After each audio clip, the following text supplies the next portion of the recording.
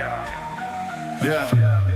I'm the business bishop, on a mission so divine. Coaching up the kingdom, watch your glory start to shine. Step into your purpose, let ambition be your guide. Grow your greatness high with faith right by your side. In the marketplace, calling, hear the angels sing. You cannot lose when faith meets the grind. Stand up, take action, leave the fear behind. With a vision so strong, there's no way you'll fail. The kingdom is your canvas, let your spirit sail.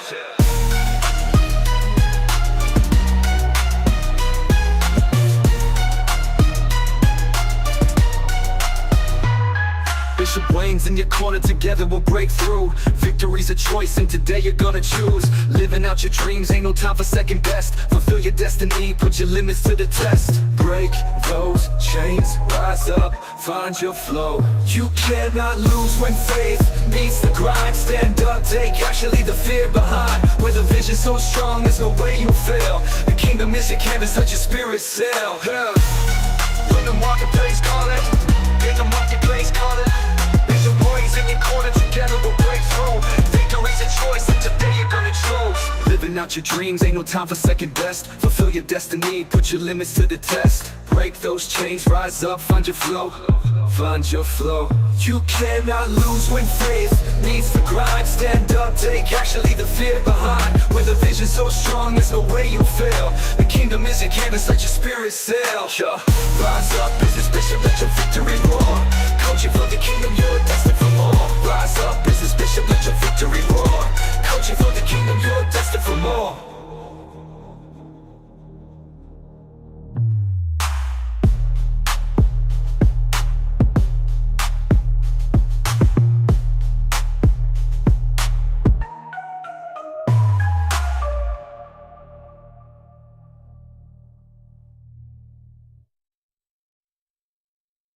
Hi friends, and welcome to another Kingdom Conversation with Bishop Wayne Malcolm. This ministry is here to serve those believers who have been called to the marketplace as entrepreneurs, professionals, influencers, and creators alike. This month, we are digging deep into the archives of the Business Bishop to share some insights and ideas that are designed to locate and to activate the best part of you. At the end of this message, we have an exciting announcement for you. But now, let's go into the session where Bishop Wayne was teaching a transformational message. All right, so tonight here's an outline. So I'm going to talk about favor and why favor matters. I'm going to talk about what favor is. I'm going to talk about how it works. Talk about why it works. We're going to ask the question, is there a formula? And what is the formula? What is the favor formula? So let's dive in. Now this is not just my conclusion, but it is the conclusion of every major success philosopher who has analyzed at a profound level the contributing factors to a person's success in the workplace and in the marketplace. And the conclusion is that success in the marketplace is only 20% skill. Okay? Only 20% of your career success is a reflection of your technical skills.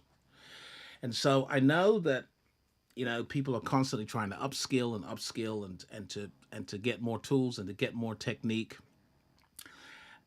However, those skill sets, those tools, those techniques will only account for 20% of your success in the marketplace. And I want to read what I've written here. Only 20% of your career success is a reflection of your technical skills. A technical skill is something you do really well, like public speaking, writing, singing, cooking, accounting, coding, graphic design, sales. So if you're really good at something, that's your technical skill. It is critical that you hone, develop, and master your craft. That is critical. However, you should be under no illusions about how much success this will bring your way. In other words, some of the best musicians are singing in train stations and public squares, singing and playing with a hat or a blanket on the floor, hoping that someone drops a penny, a dollar, a pound in the basket. The fact that you're really good at something doesn't mean you're going to be very successful in the marketplace. Many of the people at the top of their field right now are not as good as you at doing what they do. So why are they there? This is a mystery, and it's a very important mystery for us to grapple with. And if you don't get this, what I'm going to teach tonight, you're not only going to become frustrated, but you're equally going to become resentful. You're going to become resentful because you're going to be seeing people at the top earning big bucks, doing what you do, but nowhere near as well as you. You're going to see them singing and with huge followings, packed stadiums, huge streaming numbers, record sales. You're going to see it, and you're going to know, I can sing better than you. I'm a better songwriter than you. I'm a better singer than you. You're going to see people who can cook. You're going to see people who cook, but not as good as you. Opening restaurants, restaurant chains, delivering food that you think is substandard. You're going to see accountants and coders and graphic designers and salespeople doing amazing things, knowing that you're better than them, and you're going to get frustrated, and if you're not careful, resentful, because you're going to feel like there's a conspiracy against you. You're going to feel like, why is it that this person's been given an opportunity? Why is it this person's been given the investment, the seed capital, the funding? Why has this person got all the support? Why has this person got a bigger following than me when I am better than them? The answer is that technical skill only accounts for 20% of your success in the marketplace. Now, you're going to see me using the words marketplace and workplace interchangeably because, the workplace speaks to career professionals. The marketplace speaks to entrepreneurs and business owners and leaders, okay? So if you're in the workplace, you're working within an organization. If you're in the marketplace, then you are creating value, bringing products and services to market. You're an entrepreneur, you're a business owner, you're a business leader. And I'm going to be using those two phrases because when it comes to success at work, only 20% of it is due to your skills, is a reflection of your skill set. In other words, it's a small percentage of your success that can be attributed to your skill. And the sooner you know this, the better, because not because, I think skills are unimportant. I think skills are very important. I think it's important that you master your craft. I think it's critical that you master your craft. But you should not be under the illusion that this is all it's going to take to catapult you to the top. Because fully 80% of your success is due to what I call spiritual intelligence. Now, I call it spiritual intelligence because it's an umbrella phrase that describes three sorts of intelligence. So fully 80% of your career success will reflect your level of instinctive, that's your instincts, okay? Your commercial, entrepreneurial, and professional instincts, your instinctive success, your instinctive intelligence, your social or relational intelligence, and your emotional intelligence. So fully 80% of your career success will reflect your level of instinctive, social, and emotional intelligence. Let's break this down. Social intelligence is a people skill, and it describes your ability to create rapport.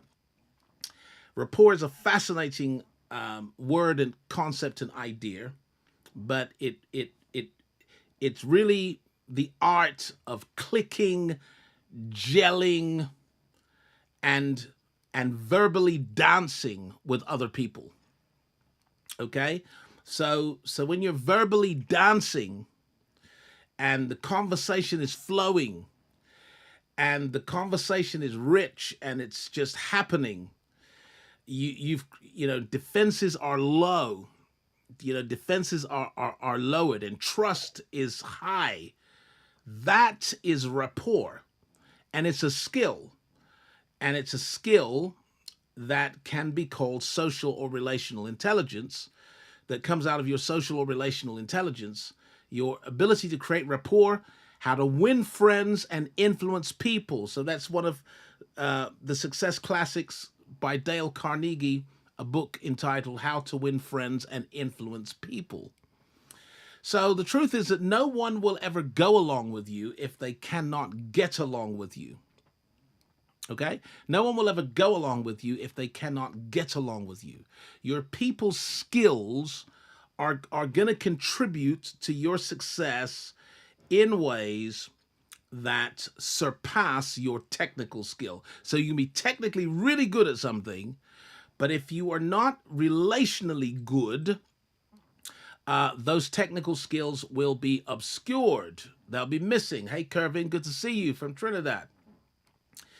The second intelligence is emotional intelligence. Emotional intelligence is a personal skill that puts you in command of your own state.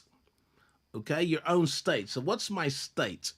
Now, a lot of people don't know what state they're in because they don't practice any form of self-awareness. So they don't really know that I'm not in a good mood. I'm not in a good place. I'm not feeling very resourceful. I'm not feeling very energetic. I'm not feeling very optimistic. I'm not feeling very confident. And they don't know how to label this and say, okay, I'm in an unresourceful state right now, and if I'm going to perform at peak levels, I'm going to need to find a peak state, and I'm going to need to change the way I'm feeling right now so I can change the way I'm functioning right now. That's emotional intelligence. And it also describes your ability to manage emotionally charged situations. So if you're going to be in management, if you're going to manage a team, you're not just managing a skill set, you're managing emotions, all right? Because some people on the team, are going to be down, they're going to be frustrated, they're going to be discouraged, they're going to be angry, they're going to be resentful, they're going to feel insecure. All these feelings come with people, and if you are emotionally intelligent, you'll be able to change the emotional climate and environment in which your team is operating so as to get the team into a collective state that is productive and resourceful. And so emotional intelligence is very much responsible for success in the marketplace, and more so than your technical skill. Because if you're technically brilliant, but emotionally, out of control, then what happens is you're easy to discourage. You become easy to, you become the type of person who quits very quickly because someone doesn't like you or because someone said something, and now you're feeling unresourceful, and now you're feeling rejected, and now you're ready to quit. Look, if you're going to make it in the marketplace, and the marketplace is a jungle, it's tough, it's not easy. If you're going to make it in the marketplace, you're going to have to become emotionally resilient so that criticism and rejection don't affect you in the same ways that they affect other people. All right? Because you listen, if you're going to be at the top of your field, then you're going to become the top pick of many conversations. And if you're unhappy to be the top pick of conversations, then you may not make it to the top of your field. And then the third one is instinctive intelligence, and your instincts is your God-given inclination towards survival and success. So instinctively, we seek to survive, and we make decisions. In the interest of our survival. And we not only seek to survive, we seek to thrive and succeed. And we do this instinctively as human beings in ways that animals do not, because we have the image and the likeness of God. We instinctively seek to survive and thrive. And when you have those thriving instincts and those survival instincts, together with emotional intelligence and social intelligences, these three will account for 80% of what makes you successful. So you could be the best singer in the world. You could be the best cook. You could be the best hairstylist. You could be the best graphic designer. You can be the best radio talk show host you could be the best technically, but if you are not socially intelligent, emotionally intelligent, and instinctively intelligent, you are not going to win in the marketplace. Woo! Was that good or was that good? Actually, that was very good. And my slides are trying it, but don't worry, I got them. So here's what I want to say to you. I want to say to you that career acceleration is real. Like I'm inundated with testimonials from people who have been exposed to my ministry or who have been my clients or my students. And they've provided me with evidence of the fact that a career can be accelerated. A business's growth can be accelerated. Like, this is not just a catchphrase. This is not a cliche. This is not, some convention theme. These are facts. All right. These are facts. And I want to talk about defying. I want to explain what I mean by career acceleration. Career acceleration means, number one, defying the odds. So even if the odds are stacked against you and you are the least likely to win, you can still win in business or in your profession. Even if the odds are stacked against you. So you're the wrong age, you're the wrong gender, you're the wrong color, you have the wrong resume, you can still win professionally and entrepreneurially, because career acceleration is real. And those of you that are really kind of following in with me already know why it's real. You know why it's real. It's real because 80% of what makes you successful is internal. It's hidden. It is your social, your emotional, and your instinctive intelligences that give you the advantage in the marketplace. And so because these things give you an advantage, then actually your career can be accelerated very fast, even if you don't technically have all of the know-how. Sometimes you technically learn how to do it once a new position has been made available to you. You can defy the odds. Let me go over to the top right, jumping the queue. That's getting ahead of many others who are fighting for the same position. Now, if you're one of those who've already experienced that, I would love to hear from you in the chat box that actually there were 100 people fighting for the same position, but for some reason you got to the front of the queue, or in America, you got to the front of the line. You were at the back of the line, you were the last, but you became the first. Jesus said, many that are first will be last, and many that are last are going to be first. And sometimes we experience God taking us from the back of the queue and putting us at the front. Number 3, bottom left, chosen for promotion. You can be selected for a role for which you have no formal qualification.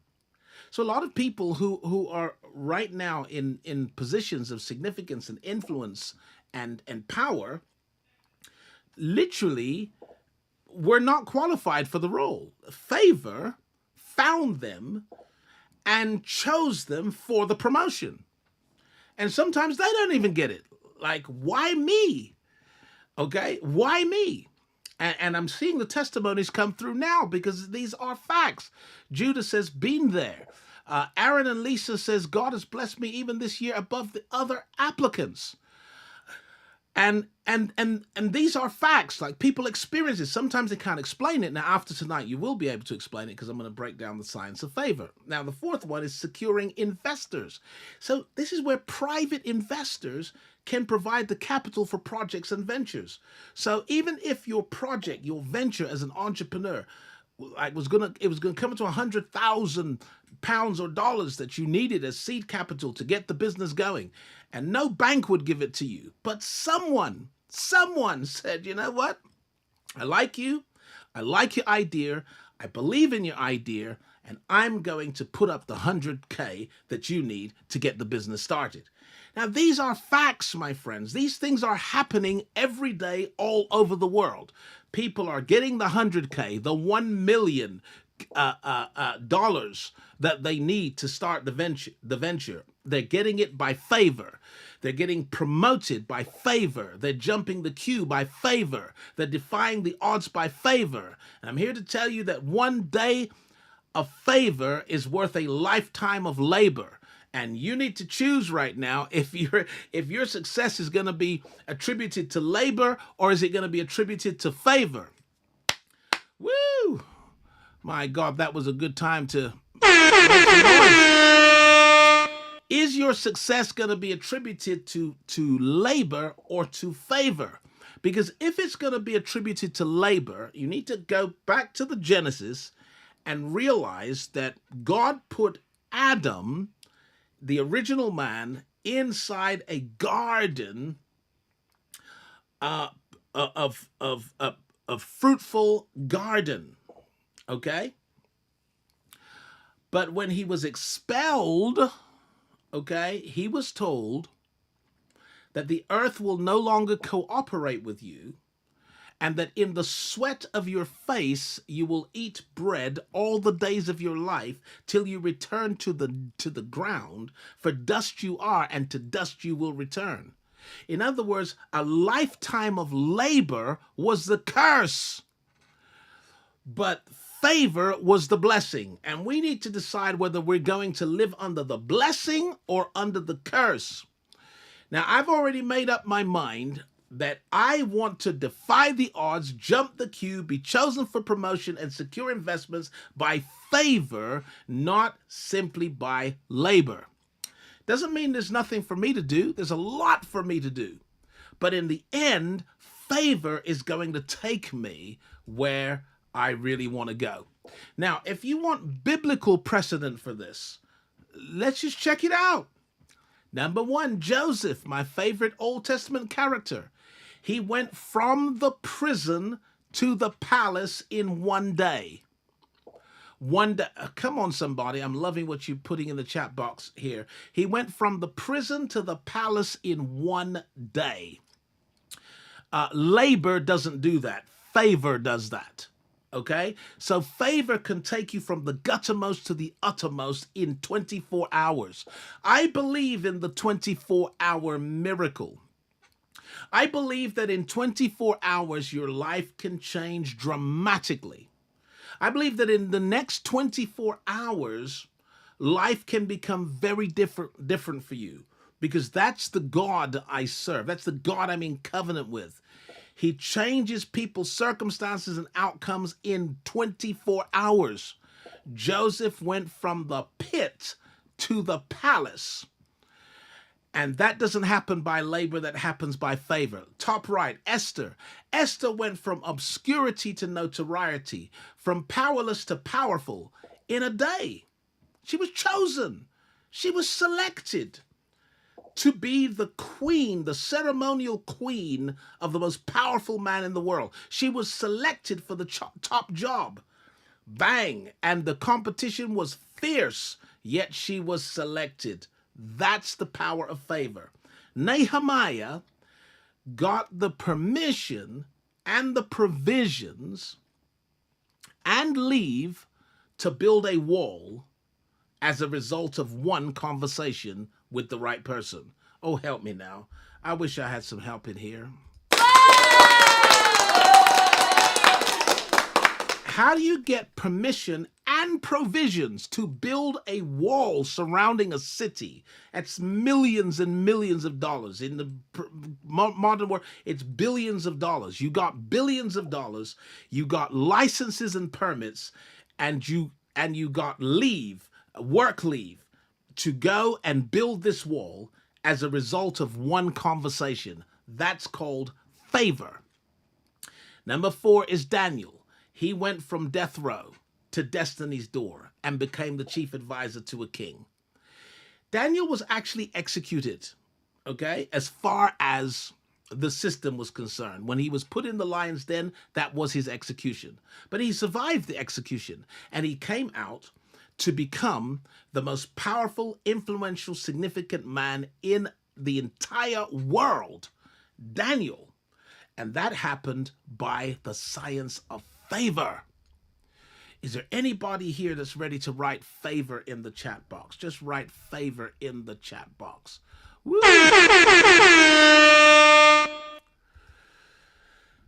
So I've got here, why does favor matter? Why does favor even matter? Watch this. God's plan for perilous times usually involves the sudden promotion of chosen people to key positions of national significance, influence, and leadership. I'm going to say that one more time. God's plan for perilous times usually involves the sudden promotion of chosen people to key positions of national significance, influence, and leadership. You say, Bishop, why do you say that's God's plan? Because we just read it to you. Joseph, God suddenly promoted him to this position of significance. Esther, suddenly promoted to this position. Nehemiah, suddenly promoted. Daniel, suddenly promoted. Sudden promotions are a sign of favor. And they happen by favor, not by labor. And God usually does this in perilous times. And, you know, we opened up tonight with prayers for Israel because we're in perilous times. We are in perilous times. And whenever perilous times are upon us, God selects people and suddenly promotes them. Number 2, from these positions, they can intercept the enemy.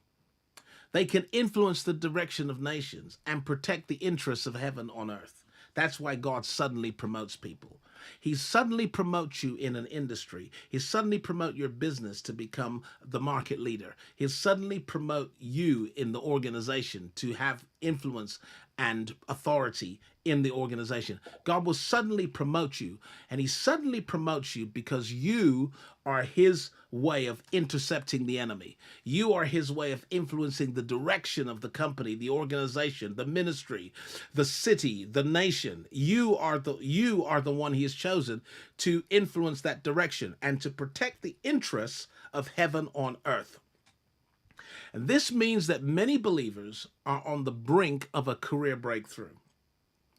Many believers are right now on the brink of a career breakthrough and are about to experience a promotion to key positions of leadership in society at large.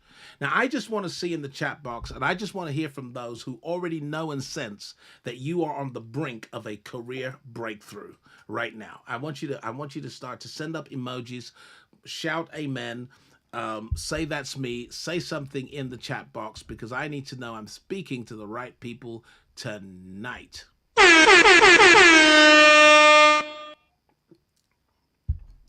All right, it's coming through. It's coming through. It's coming through. It's coming through. And while you're writing, I'm going to share with you some words to inspire you. From Genesis 39, verses 21 to 23. It says, "But the Lord was with Joseph and showed him mercy and gave him favor in the sight of the keeper of the prison." Ooh, hold on a second. God gave him favor in the sight. I want you to make a note of that. In the sight, in the perception, in the opinion of the keeper of the prison. And the keeper of the prison committed to Joseph's hand all the prisoners that were in the prison. And whatsoever they did there, he was the doer of it. The keeper of the prison looked not to anything that was under his hand, because the Lord was with him, and that which he did, the Lord made it to prosper. Now, hold on a second. You see, favor is not fair. I need to make it clear. Favor is not fair. And favor can cause you to prosper even in the prison. Joseph prospered in prison. Joseph was promoted in prison. Joseph had power in prison. And it was all because God gave him favor in the sight. That's the perception, the opinion of a key person, which was the keeper of the prison. And I think some of you know where we're going right now. Some of you sensing where we might be going right now. Favor works by perception. Perception gave him favor in the sight of. Favor works by perception. It is a response to the way you see someone. A response to the way you see someone. God favors you by informing the way others see you. Now, guess what? Every believer has the favor of God. Okay? By virtue of your faith in Christ, you are favored by God. And another word for favor is grace. Okay? So you are already saved by favor through faith in Christ, by grace through faith in Christ. But when God gives you favor in the sight of other people, what God is doing is he is informing the way they see you. Because favor works by perception. It is a response to the way you see someone. It's a response to undisclosed information. So that's little known facts about someone, including who they are and whose they are, can result in favor. In other words, look, I remember when I was in my early 20s, okay? And in my early 20s, I would do anything I could to get to a minister's conference. I loved to preaching conferences, ministers training conferences, and I would travel, fly, drive to get to a minister's conference. I was just hungry to learn. And I would be in those conferences, sometimes on my own, in another country, in another state, and I'd be in those conferences. And people would, say, oh, hi. And who are you? I said, my name's Wayne. I'm from London, and da-da-da. And here's what some of the preachers would say. The preachers would say, oh, so you're from London. Okay, so how big is your church? How big is your church? And I'd say, well, it's really small. Just started. And they'd be like, okay, well, that's good. It's nice to meet you. You keep on going.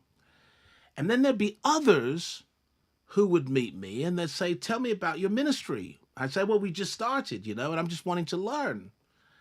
And they'd look at me and they'd say, wow, there's something about you, young man. There's something about you. I can see greatness in your future. I can see that you're going to be someone very significant. Now, here's my personal number. If you ever need anything from me, you call me because I'm your friend. Okay? And I've got your back. Now, why would the persons do that? They did it because God disclosed something to them that was undisclosed to others. They saw things in my life. They saw things in me that maybe I didn't see in myself. And they gave me opportunities. And they gave me counsel. And they gave me leverage. That's how favor works. Top right, a personal prediction. So your beliefs about where someone is going in life or business can result in favor. In other words, sometimes a person will meet you and they're going to be like, you know what? One day you're going to be a very wealthy person. I can see you're going to be very wealthy. You're going to be very influential. I can see it in your future.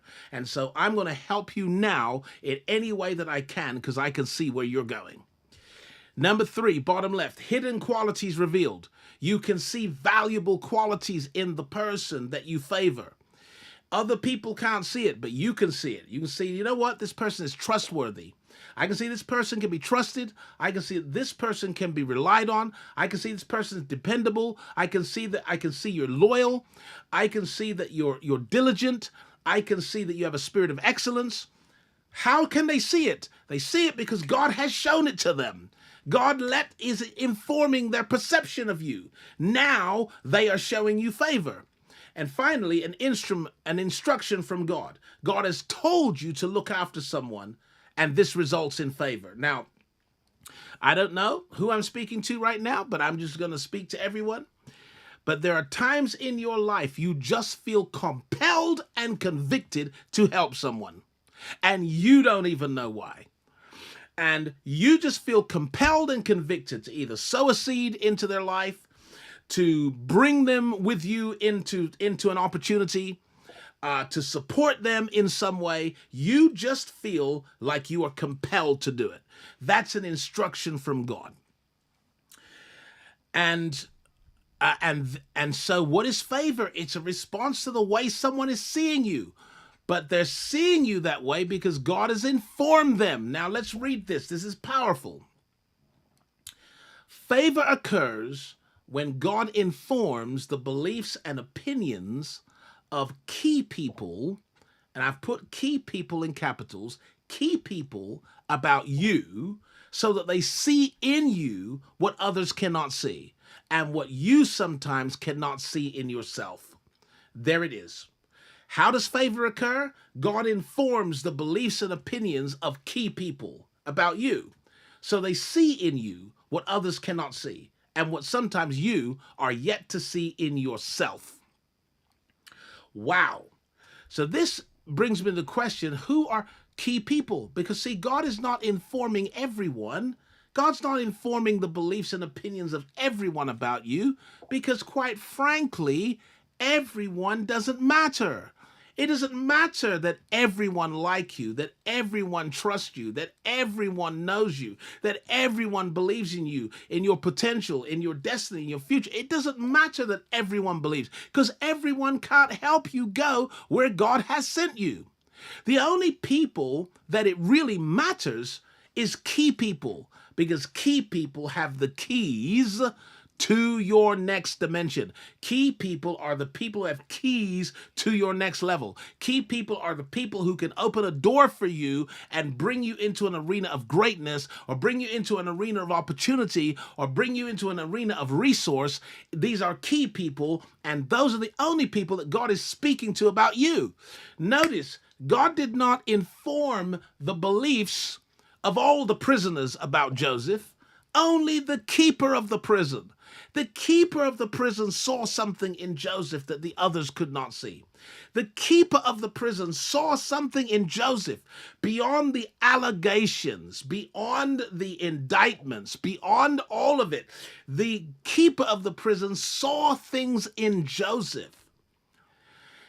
And the reason God informed him is because he had keys.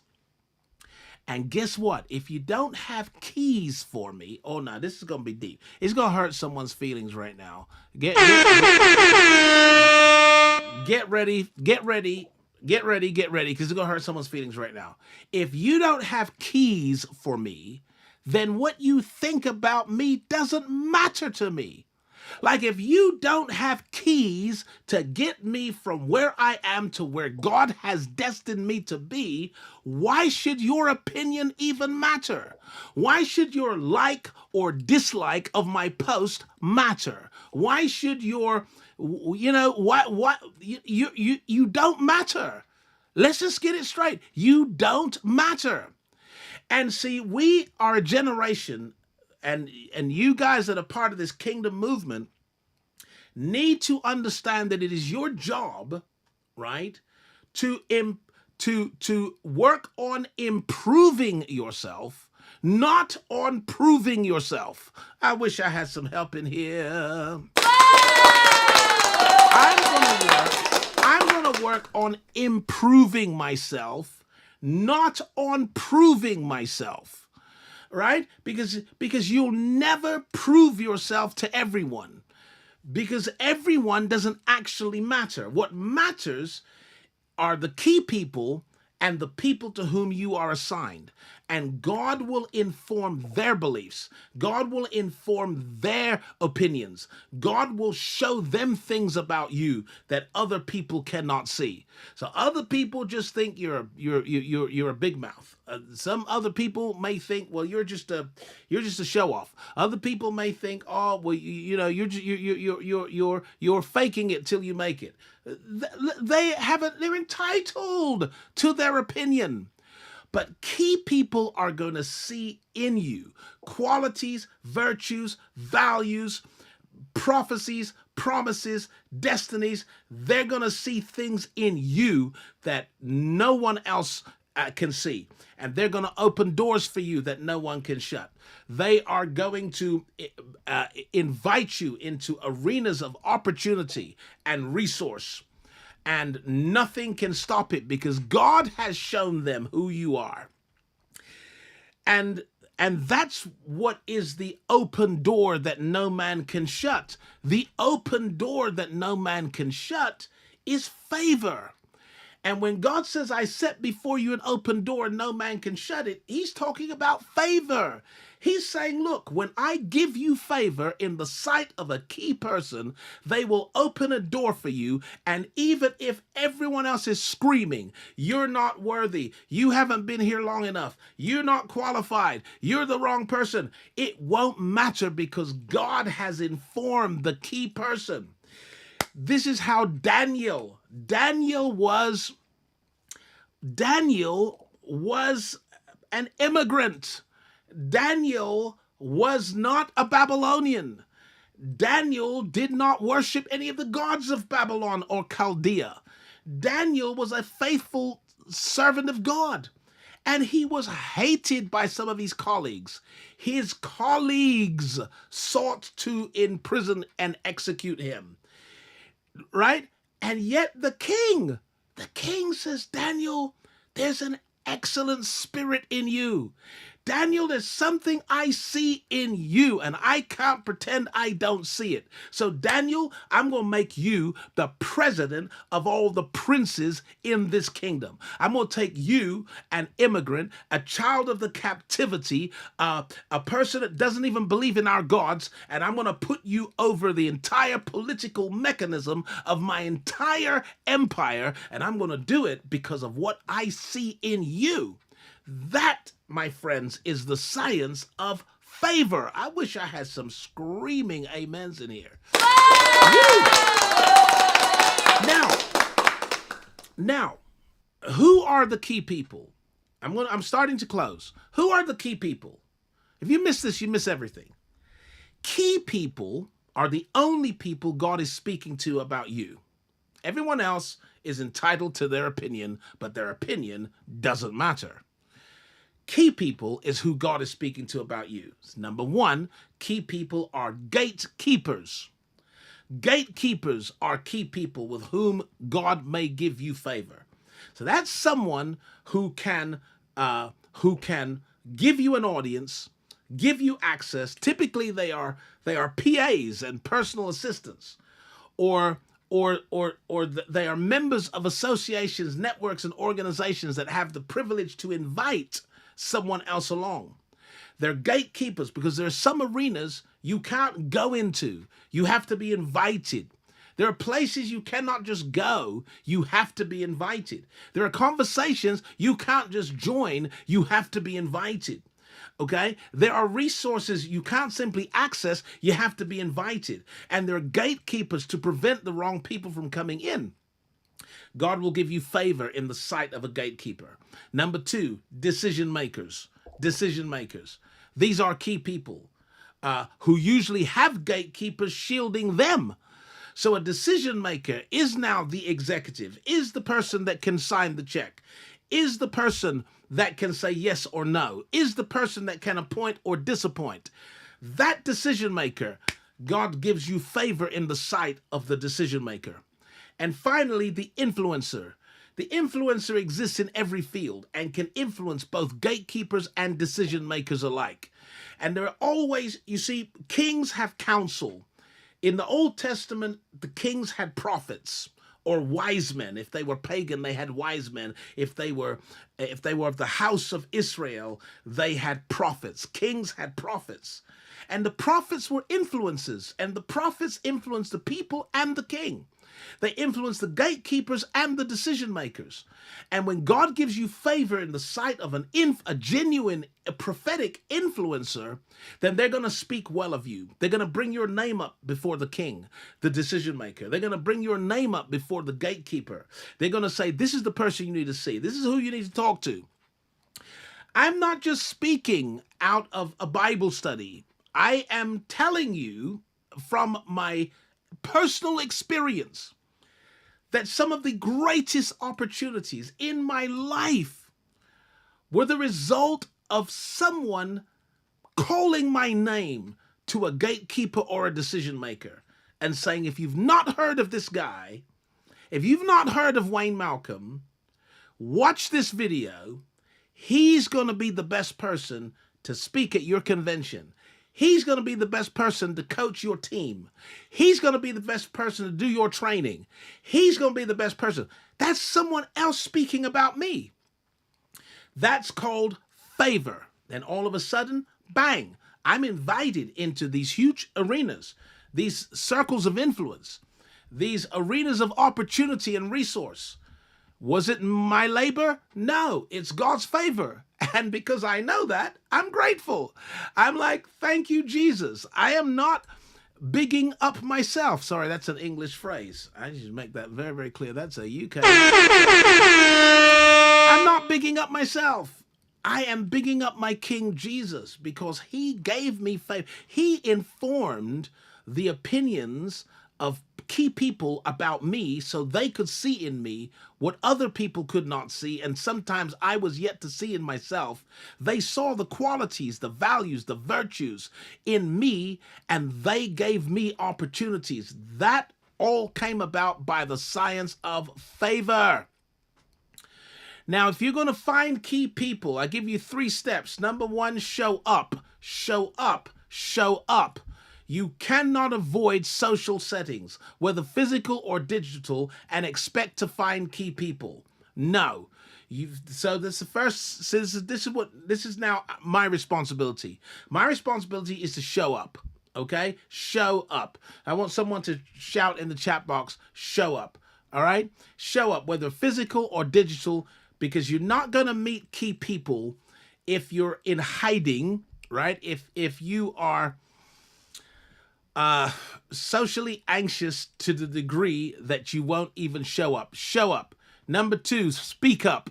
Speak up, right? Prepare your speech, your pitch, your introductions, your thoughts before a meeting. Look for an opportunity to speak and open your mouth and speak. If they say, oh, has anyone got any questions? Yes, I do. Does anyone want to make a comment? Yes, I do. Is anyone here from England? Yes, I am. Is anyone here? Yes, me. Show up and speak up. Show up and speak up, because God has to get you on someone's radar. So you show up, you speak up, and number 3, stand out. Stand out. Now, that could be your dress sense. That could be your demeanor. It could be the presence that you bring. It's going to get you noticed. Never, never just walk into a room. Make an entrance. I wish I had some help in here. Never just walk into a room. Always make an entrance. And this is going to begin to tap you in to the science of favor. You show up, you speak up, you stand out. Key people notice you, and God informs their beliefs and opinions about you. Attention, God's entrepreneurs. Did you know that there is a success system deeply hidden and encoded in the stories of the Bible? The system works 100% of the time for people who work it, even if they work it unconsciously or not realizing its spiritual roots. Join the Business Bishop for a masterclass in God's success system and discover how to turn your opportunities into outcomes, your ideas into incomes, and your passion into profits. The Success Streams Masterclass includes step-by-step training on the system and comes with additional bonus courses by the Business Bishop. Perhaps you've tried everything else. Now try God's way and watch the same power that took Israel from slavery to mastery take you from the plague of poverty to the pinnacles of prosperity. Are you ready? Click the link in the description to find out more or to secure your seat in this week's training.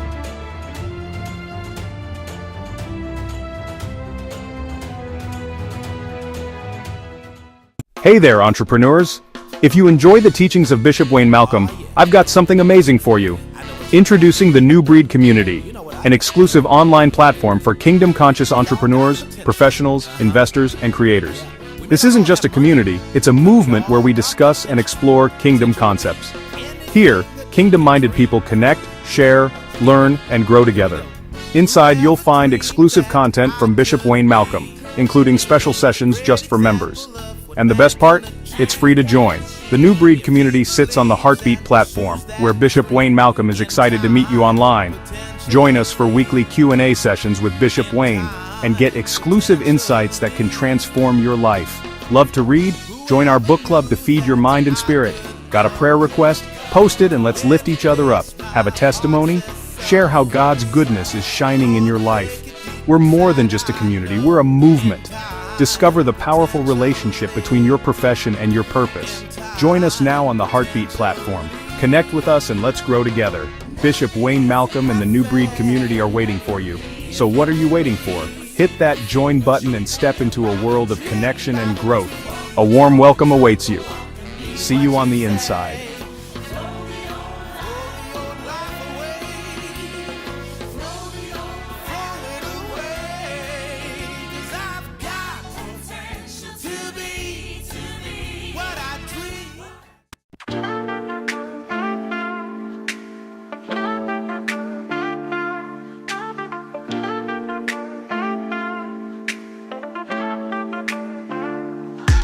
Yo, it's time to rise, wake up from your sleep. Bishop Wayne's got the guidance, the wisdom runs deep. Subscribe and like, let's spread this truth loud. Comment, share it wide, let's stand tall, be proud. Kingdom coaching, we got the plan. Success principles, grab a hold and take a stand. Subscribe, like, comment, and share. Bishop Wayne's teaching, we're climbing the stair. In the kingdom of hopes, together we'll thrive. With biblical truths, we'll keep dreams alive.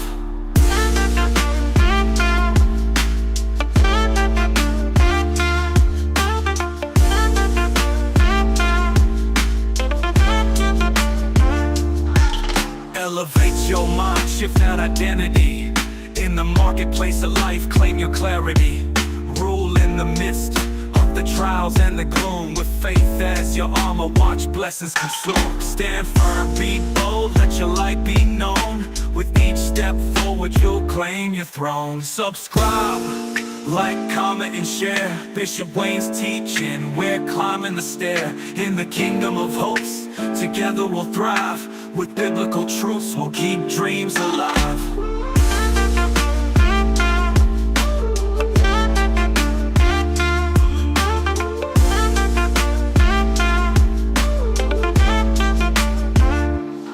So rise up now,